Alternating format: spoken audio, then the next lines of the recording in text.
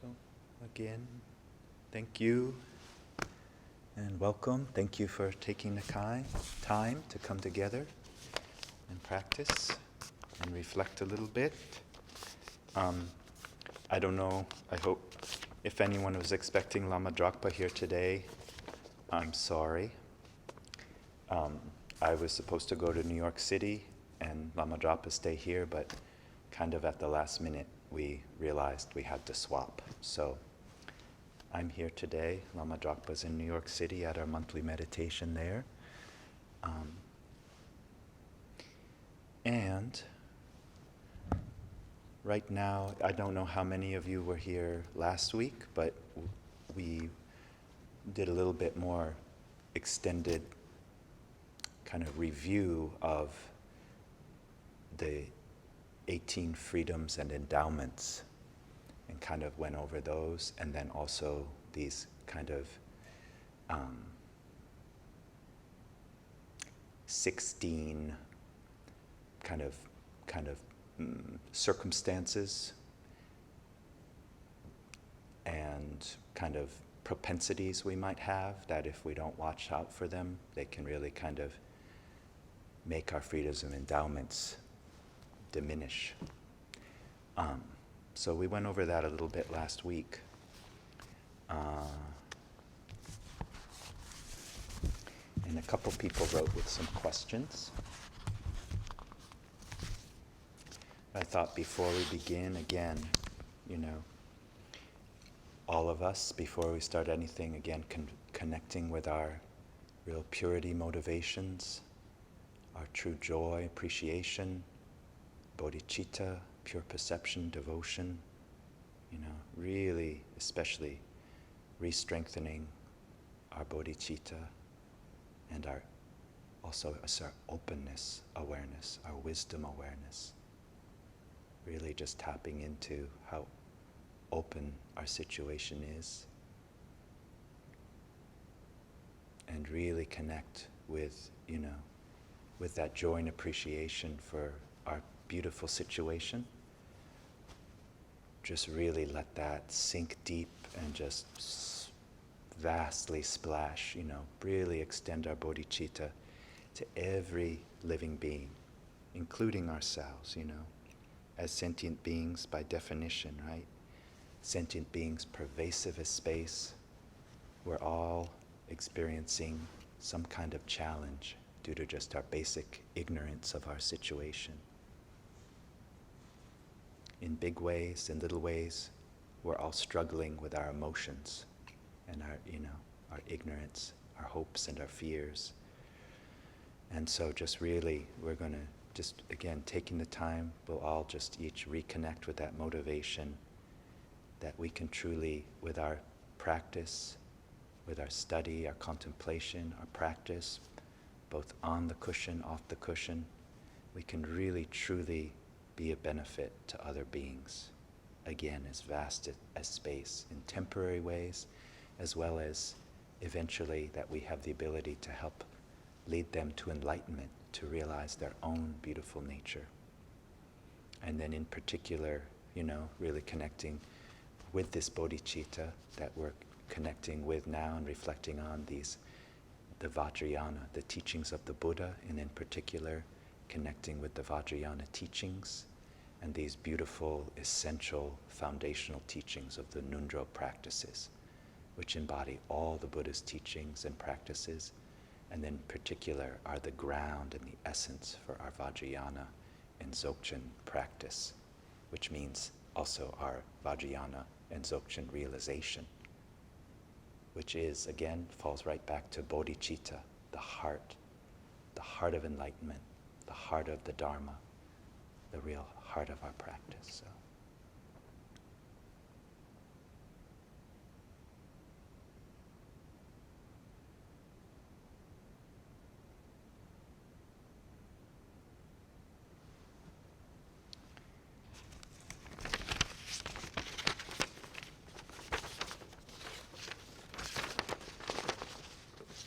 So I thought,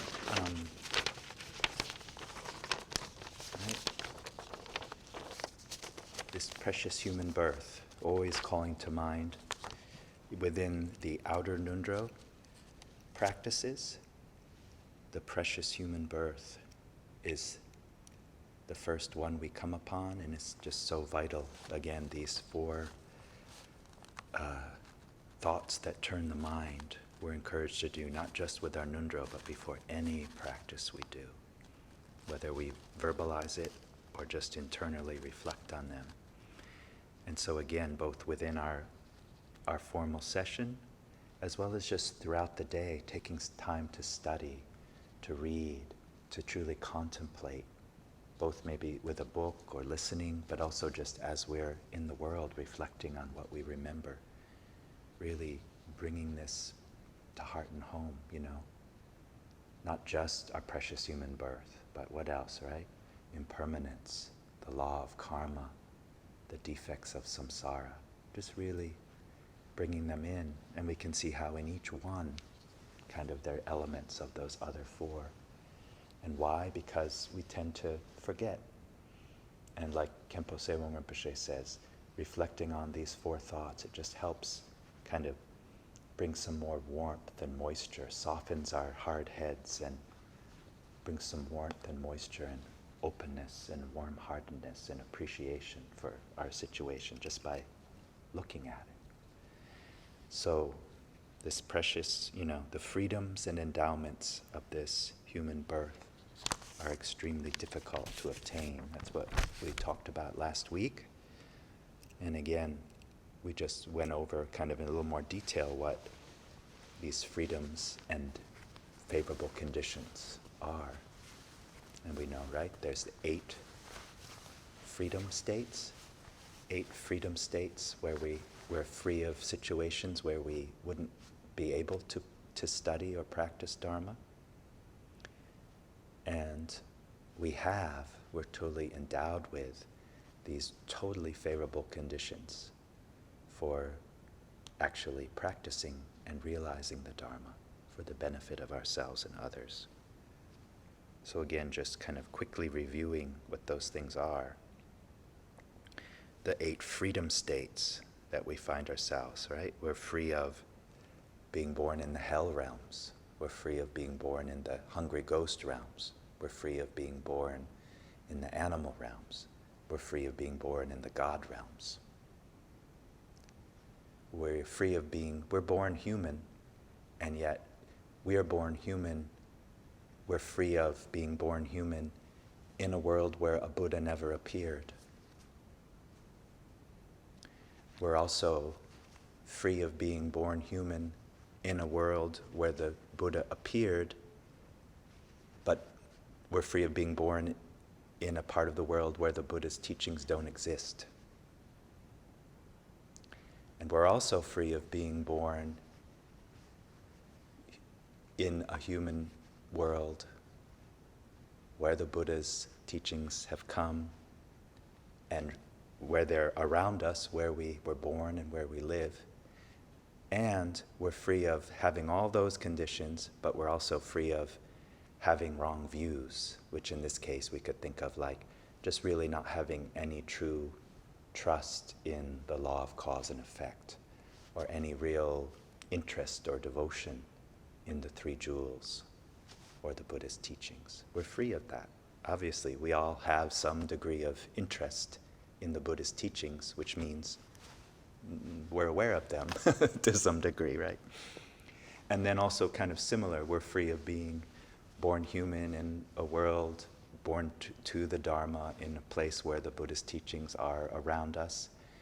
But then also we're free of a situation where due to circumstances of our body or our mind, we're unable to actually connect with them. So we're free of all those. And then we have all these beautiful outer circumstances where we are born, which are then these 10 freedoms. 5 that are referring to the outer circumstances we're born, and 5 that are connected to the inner kind of proclivities and kind of circumstances of our mind. And again, to review those quickly, we're born where a Buddha has appeared. We're born where the Buddha taught.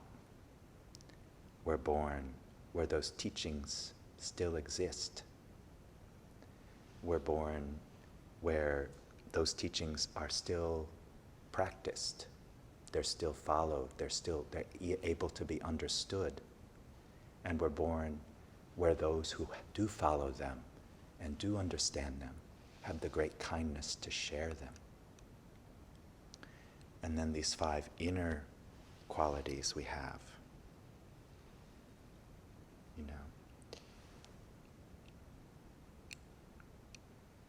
We have interest in the teachings.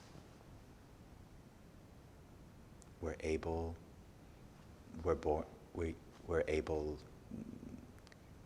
to connect with them. We have trust and faith in the Dharma.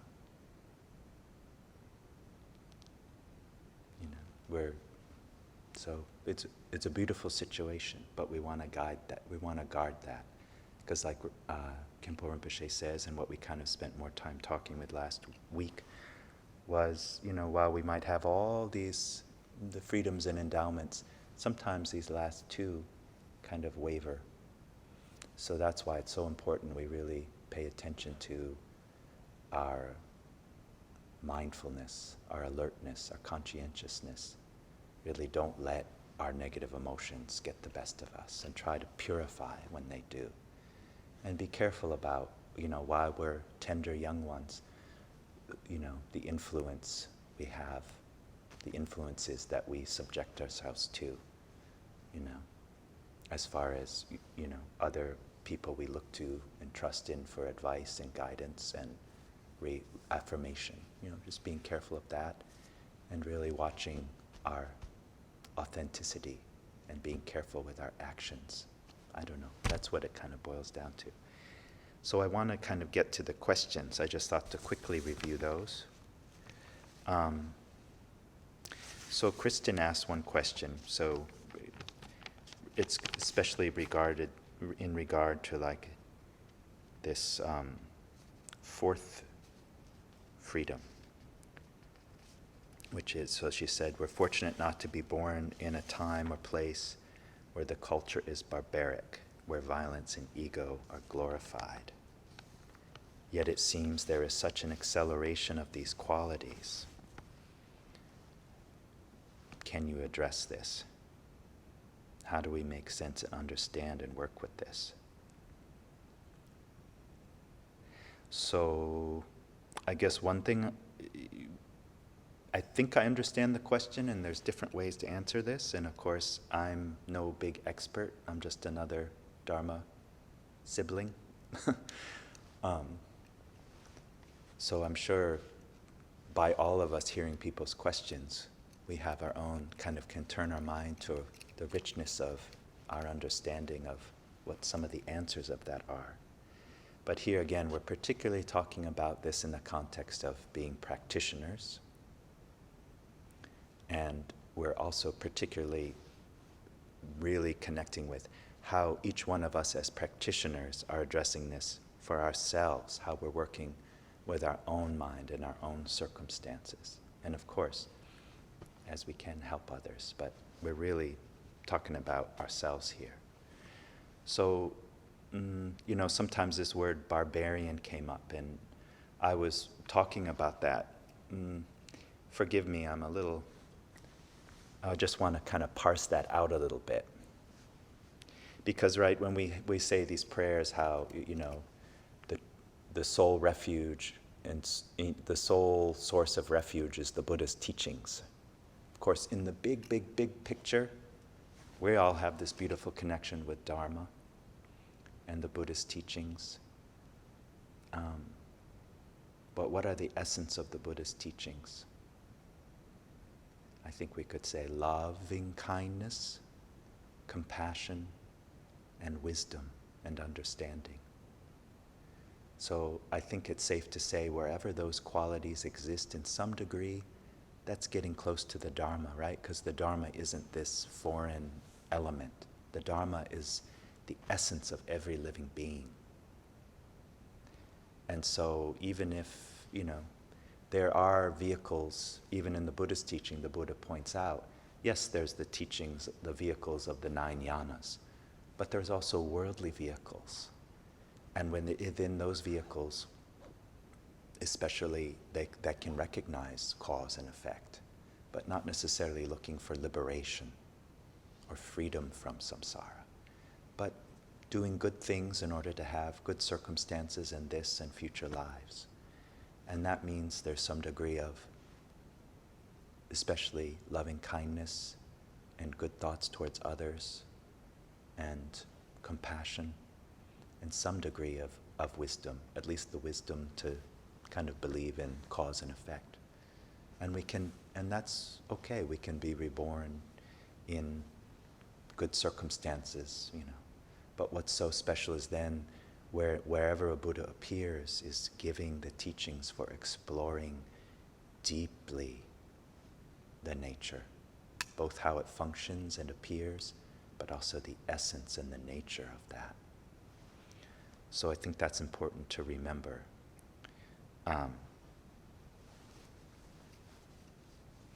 And then in particular here again, when it's talking about sometimes these mentioning barbarians, it's meaning a place, like I mentioned here, a place where born in a world, we can be born even in this world maybe. Now the Buddhist teachings are quite pervasive. But there were times when the Buddhist teachings weren't available, where they were maybe thriving in little pockets of the world, but not available to a bunch of people. So that's kind of also what it's indicating, is whenever we're born, we could be born in a world where the Buddhist teachings exist, but just due to where we're born, not ever have any contact with them. So that's one thing. But then of course, as sentient beings, we're working with our negative emotions. And I think that's also what Kristen was more kind of asking about here. How it sounds like she's just reflecting on how maybe it might appear that there's an acceleration of kind of culture of self-involvement and violence kind of being glorified, as well as, who knows, all kinds of other things we can get wrapped up in. And I know in the Buddhist teachings on the gross level, this is a degenerate age. This is a time where we have more challenges come up, more inner turmoil and imbalance, more outer turmoil and imbalance, in all kinds of ways. And the important thing to remember here is, again, like the teachers always point out to us, these circumstances aren't random. They're all the effects of our own individual and collective past actions. So we're Dharma practitioners. So maybe what we're talking about here, we may not necessarily share with someone who's not interested or, but here we're Dharma practitioners. We're thinking about these things. That means we're taking responsibility for our own experience. So in the teachings, these big cycles happen of golden ages, degenerate ages, rising and falling, really pristine, easy times, even in human worlds, but then also really rough times. And that's all just the reflection of the inner views and and actions and motivations of ourselves.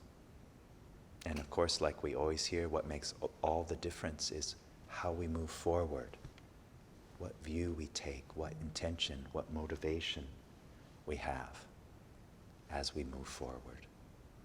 And that's again what in these teachings, even on the 18 freedoms and endowments, so rare to find, like we can read about, the examples of how rare this human birth is to find, and comparisons and things like that, such as, very famous, the sea turtle, the blind sea turtle that comes up only surfaces once every 100 years or even sometimes every aeon,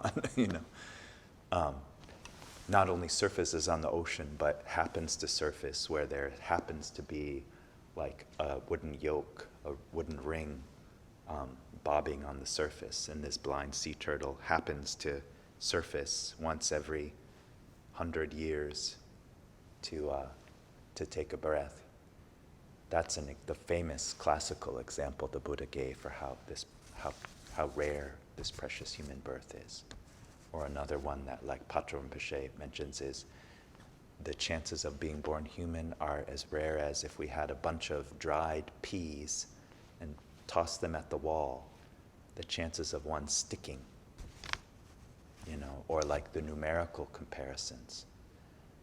If we look at all the stars, if it's a totally moonlit, moon-free night, sky full of clear, full of stars.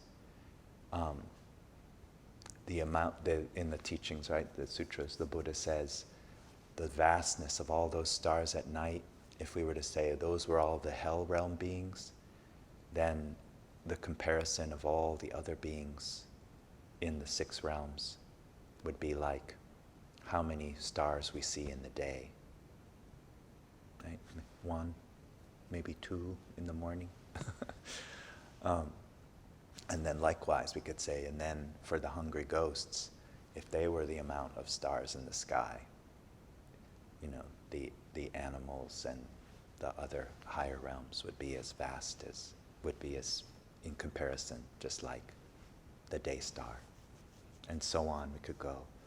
Or like also another comparison was like with like particles of dust and snow. Like if we were to look at, just to give comparisons, I think the Buddha said things we can kind of begin to imagine at least.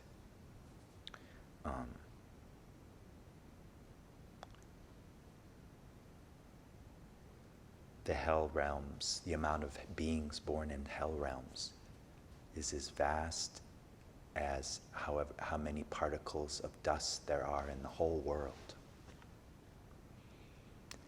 And then in comparison to that, all the hungry ghosts are about as many grains of sand there are in like the Ganges River, or like any huge big river in the world, the Mississippi River.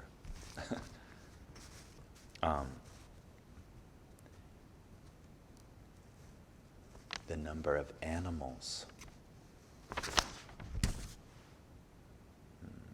I want to make sure I have the number of animals are how many, like if they use the metaphor of like a barrel of barley, or like we could say a silo of barley, or a big giant barrel of rice or grains, how many animals there are. And then the asuras, the demigods, there is as many of those in the relation to these proportions as snowflakes in a blizzard. And then how many gods, how many humans and kind of other gods? As much dust on your fingernail. This precious human birth is very rare in the teachings. And there's all kinds of other ways we could look at how rare it is. And like we know, it is very rare, but then what's our second thought that turns the mind? Impermanence. It's not here forever. And what's going to make all the difference for the future is, again, our beautiful circumstances are also due to our past actions and beautiful connections and the merit and wisdom we have accumulated. How beautiful, and we want to nurture that and protect it and grow it even more. And so that's why, as practitioners, we're meeting the situation we find ourselves to develop our bodhicitta.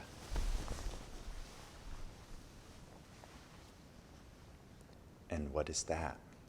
I mean, of course, the 6 paramitas.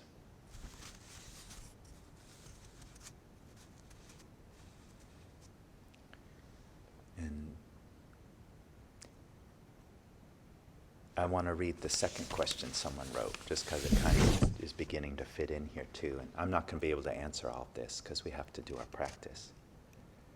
But this was from one of our Dharma brothers in Nashville, who, as we know, there was this tragedy last week or the week before of the shooting. So he was asking that in that context of, these shootings happening. It was good to be reminded of our Buddha nature and the proximity of enlightened beings of the tradition. It was good to recite mantras of compassionate beings and to remember their and our commitment to all beings. But then what he's asking about is, I'm still wanting to hear more about how practitioners, in the raw moment, how should we approach tragedy?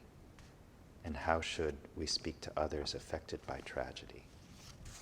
And I think in a way that kind of goes back, kind of is connected with Christian's question about, maybe it might seem like there's this big acceleration of self-importance and violence and distraction in the world. I guess that's all relative. I mean, I'll make one little side comment about that is, I think we have to really kind of investigate, that kind of thing when we're looking for the good old days or something. This isn't a perfect time, of course. There is a lot of these things happening and things to be careful of. Just as ordinary beings, not to mention Dharma practitioners. But I mean, for example, it's kind of rare right now that our big entertainment is to go watch someone pulled apart at the county square, Or, I mean, there's all kinds of other examples we could have. And maybe they've been a little bit transformed and commercialized now, I don't know. But anyway, I think that's just one kind of little side note I thought reading it is, yes, it can seem that way, but it's good to too reflect on samsara is samsara. And there is tragedy, whether it's the tragedy that ourselves or others get caught up in these big distractions and actions that just lead to, heavy karma. And also those of us, who are grieving, who have had loss and are faced with confusion and just overwhelming kind of not knowing what to do, or loss, whether it's the climate or shootings or losing a friend, or there's so many things, right? But we're practitioners again, is what it comes back to. And I know you all know that. But something I find helpful to remember is that bodhicitta is the heart of our practice. And what is bodhicitta? But often, bodhicitta is loving kindness. Bodhicitta is compassion. But it's, again, as we're addressing ourselves and our own challenges, as well as trying to nourish others and help support others going through their challenges, bodhicitta isn't just the love and compassion, the loving kindness we're evoking. Bodhicitta is love, compassion, and wisdom.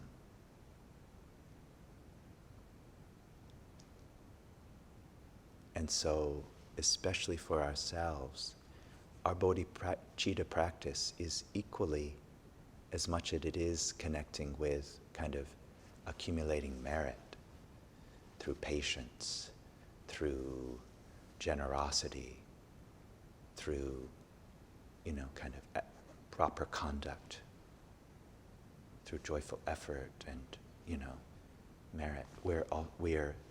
We're accumulating those, yes, but we're also accumulating wisdom, which means in the biggest, most direct sense, our emptiness awareness.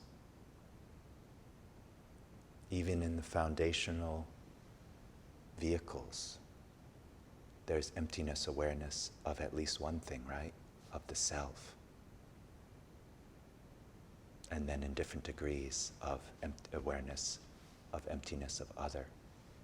And as Vajrayana practitioners, at least the view we're starting on is in great emptiness.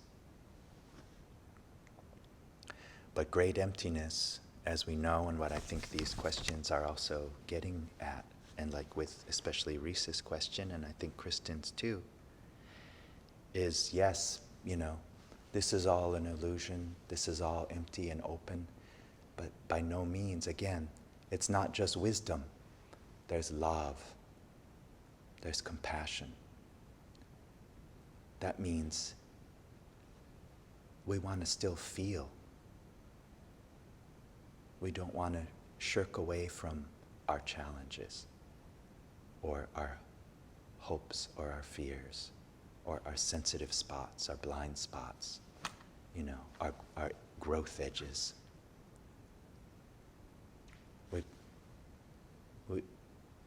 But as much as we can kind of keep that open mind, open heart, emptiness awareness, that nothing is singular, nothing is independent, nothing is permanent,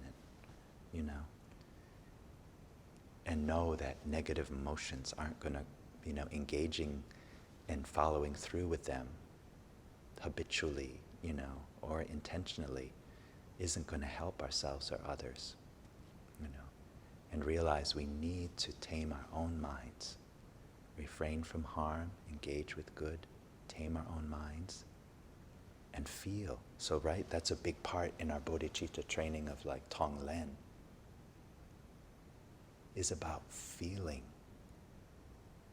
equally with our emptiness awareness, with the open mind, open heart, kind of that big view, also having a big heart and really embracing as much as we can challenges, So like, for example, even with ourselves, when we bump up to our emotions, when we bump up to our sorrow, when we bump up to our grief, when we bump up to our shame, when we bump up with our anger, when we bump up with our jealousy, when we bump up with our arrogance, when we bump up with our doubt and hesitation.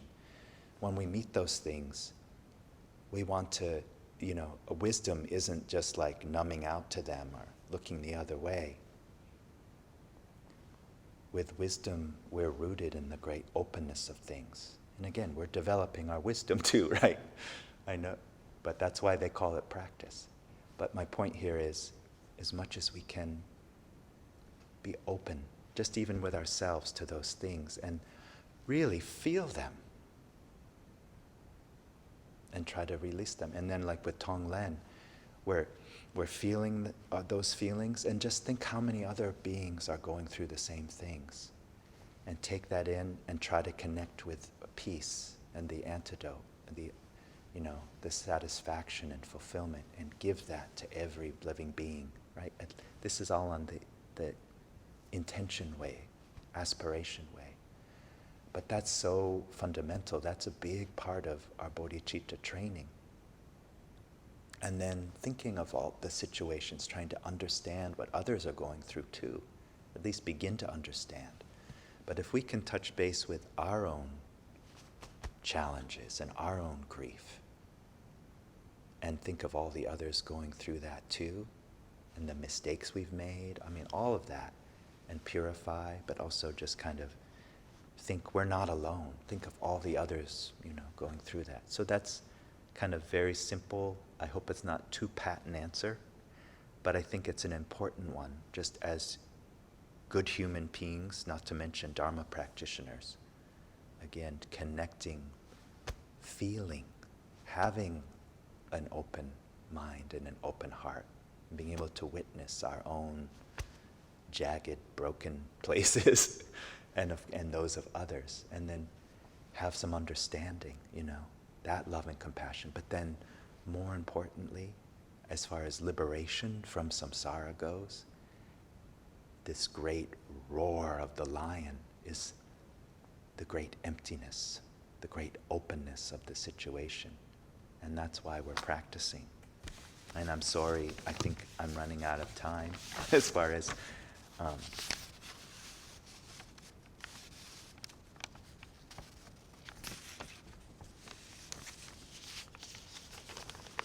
hope that's helpful. There's more to say. I'm sure if you were all here, we could have a big discussion, but within the time we have, I think that's where I'll leave this now. Wisdom, love, compassion, blended together in our practice. As practitioners, really feeling, being aware, having the courage to lean into those kind of unwelcome situations and scary situations, and, to the degree, that is within our capacities. And then in the world, I think, there's all kinds of different people we can meet who have their own availability and capacities. But the very basic thing we can do is, again, keep our own practice, keep our prayers for this world and all worlds, keep our bodhicitta strong. And then as we're interacting with people, we don't need to, I think just being present and open and kind is the most across-the-board thing we can do, for helping people through hard times. Especially here, kind of relieving, talking about this question about how to be with these raw grief, for example, with ourselves, but then also to help support others was part of that question. So again, we all each individually have different capacities and familiarity with dealing with that, with grief, for example.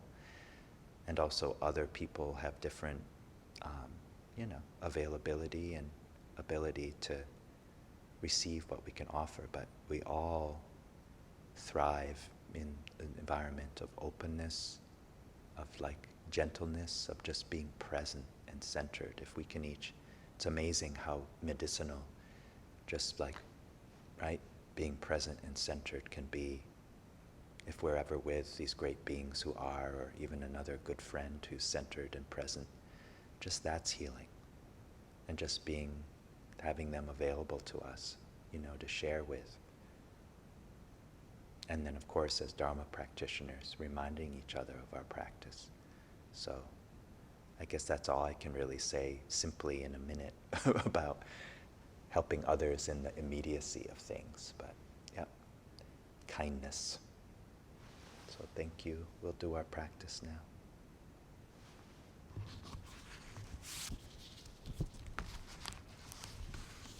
Kindness, and again, connecting with motivation.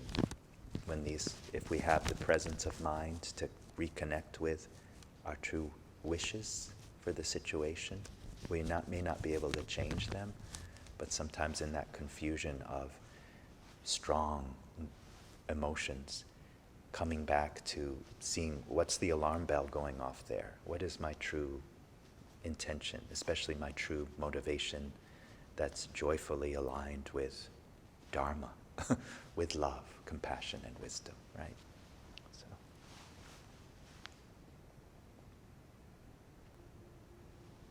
Thank you. Thank you very much for coming.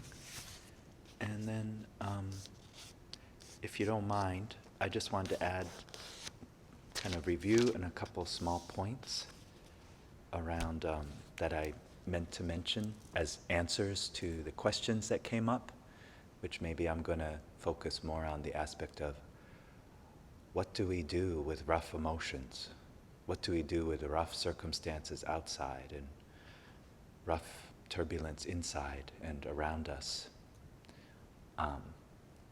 Whatever one of them there are, whichever one of the, the 5 poisons or the 5 emotions are roiling and boiling and sloshing, and we're Dharma practitioners.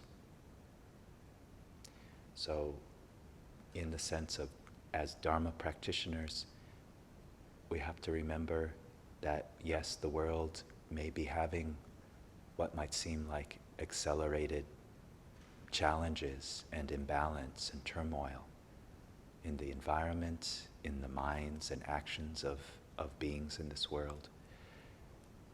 We're practitioners, and the good news is we do have these 5, these 18 freedoms and endowments. We do. And again and again and again, we really should not forget, this is not random, it's not co-accidental, as Rinpoche says. This is due to all kinds of precious causes and conditions that have come together. And this is our life. This is everything right now. And we have that beautiful connection with the Dharma. And we have a beautiful connection with not only the foundational teachings of the Buddha, but Mahayana and Vajrayana. And that means too, this is the perfect playground for continuing to develop our merit and our wisdom. This is the perfect playground to engage, really sincerely take to heart the four boundless, and really activate the 6 paramitas. Really engender our love, our wisdom, compassion. Turn our own ego clinging upside down. And then, of course, through the skillful means of the Vajrayana, purify our rough emotions and our perceptions. So this is the perfect playground for that. That's maybe part of the beautiful causes and conditions. That is the fulfillment of our long-standing bodhicitta aspirations and actions of past lives and our connection with the Vajrayana teachings. So that's beautiful. And that's why we want to, again, this precious opportunity doesn't last forever. We have some degree of knowledge of the laws of cause and effect. And to some degree, we have some vision of all the challenges of samsara, either through our own direct perception or the words from the omniscient ones. And we've taken refuge in the 3 jewels and the 3 roots. We're doing practice. The answer to these questions is, I think, keep practicing and looking into the rich meaning and depth of our practice. Keep practicing. Both meditation, silent meditation, some formless meditation, just resting in awareness, following the pith instructions, looking to our own mind, generating bodhicitta, and all of it, keeping with our Ngondro practice. But because again, all these conditions are here due to past actions and views, and by connecting with our practice, by continuing to connect with our joy, our appreciation, our bodhicitta, and our devotion, and following through with those things, we really, according to the teachings, we don't have to worry. We just maintain our mindfulness, alertness, conscientiousness, and follow through. Try to keep as authentic as we can. Purify our mistakes. Bring out the beauty. So thank you. That's all I'll say for now. And we're going to take a break from the weekly Ngondro now for about 4 weeks at least. So we'll probably restart towards the end of May, but we'll send out an announcement to let people know what the schedule will be for the early summer. So thank you. Have a good evening. Happy spring.